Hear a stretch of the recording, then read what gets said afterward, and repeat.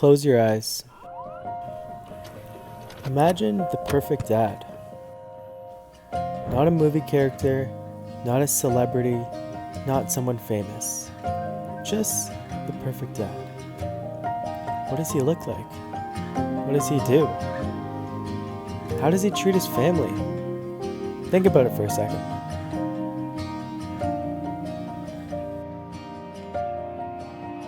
Would he be someone who put food on the table every single day? Would he be someone who worked hard so his kids could have opportunities he never had? Would he be someone who cared about his children's education so much that he put them in private school? Would it be someone who woke up every morning and drove his kids to school? Not for a year, not for 5 years, for 18 years. Would it be someone who coached his son's hockey team? Would it be someone who coached his son's baseball team? Would he be someone who showed up every game, every play, every concert, every graduation, every event, every film screening, every milestone? Would he be someone who took his family on vacation every single year? Someone who showed his kids the world? Would he be someone who drove 10 hours a day for 2 or 3 days straight so his family could go to Disney World? And then do it again, and again, and again. 9 different times. Would he be someone who built an entire ice rink in his backyard because his son had dreams of becoming a hockey player? Would he be someone who looked at his son and said, "It's okay to chase your dreams, even when those dreams sounded impossible, even when those dreams meant making movies for a living"?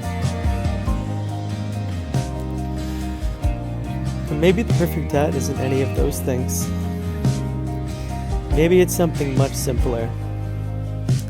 Maybe it's just a man who has your back. No matter what, for 25 years straight.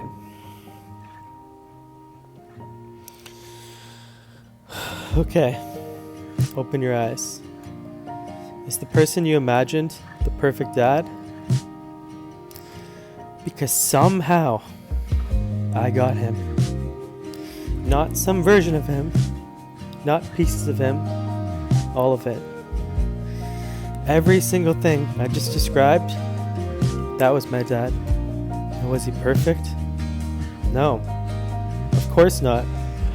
The truth is, there is no such thing as a perfect person. I have flaws, my mom has flaws, my sisters have flaws.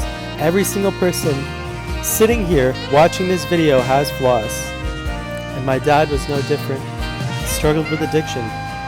There are moments when things were hard, moments when we fought, moments when we didn't understand each other, moments when I was angry, moments where he was angry, moments where life wasn't easy. But that's what makes this real. Because perfection isn't never making mistakes. Perfection isn't never struggling. Perfection isn't never failing. Perfection is loving people through all of it. And that's exactly what he did. So was he a perfect person? No. But was he the perfect dad for me? Absolutely 100%. My dad wasn't just my dad. He was my hero, my coach, my teacher, my mentor, my chauffeur, my biggest supporter, my shoulder to cry on, and honestly, he was my Google. Because every time I had a question, I asked him, and somehow, every single time, he had an answer. I still don't know how. I don't know where he learned it, but he always knew. And when he didn't know, he somehow figured it out. That's just who he was. And there is one story that captures exactly who my dad was. Back in 2013, my grandma Ruth passed away. It was the first time I had ever experienced death, and I was crushed. I cried and cried and cried. I didn't understand how someone could just be gone. I didn't know how to process it. And then my dad came over to me. He hugged me, and he said something I'll never forget. He said, "Hey Braden, I know this sucks. I know we all miss Grandma, but a funeral isn't a sad thing. It's a celebration of that person's life." And just like that, my entire perspective changed. I still missed her. I still wish she was here. But suddenly, I wasn't focused on what I lost. I was focused on how lucky I was to have had her. And today, standing here now, I realize he wasn't just teaching me how to deal with losing my grandmother.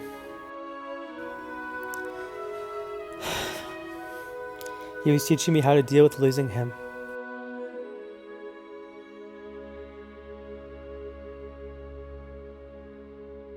Because what my dad would want is not for us to sit around and cry. He wouldn't want us to focus on tragedy. He wouldn't want us to focus on loss. He'd want us to focus on the incredible life he lived. And what a life it was. 57 years. Some people hear that number and think, "Oh man, that's too short." But life isn't measured by how long you live. It's measured by how you live. And my dad lived. He loved. He sacrificed. He showed up. He made people laugh. He built memories. He built a family. He built a life that mattered. And that's something worth celebrating. Over the last couple weeks, so many people have reached out to me, sharing stories, sharing memories, sharing moments I had never heard before. And every single one of them means the world to me. Because every story paints another piece of who he was. And I know he'd love hearing them too. So here's what I ask. If you know him, if you met him, keep telling those stories. Tell me, tell my sisters, tell my mom, to anyone in my family, tell anyone that knows him. Tell the story about when you first met him. Tell the story about when he made you laugh. Tell the story about the moment you'll never forget. Because those stories matter. They're how we keep him here. There's a quote that says people die twice. Once when their heart stops beating, and a second time when the last person stops talking about them. My dad may be gone today, but as long as we're sharing stories, as long as we're remembering, as long as we're laughing about the memories he gave us, he'll never truly be gone. His legacy lives on in me, it lives on in my sisters, and it lives on in every person he loved, and every person who loved him. So let's never let him die that second time.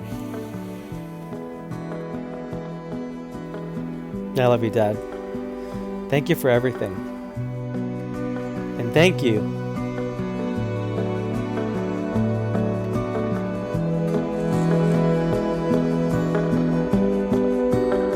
for being the perfect dad.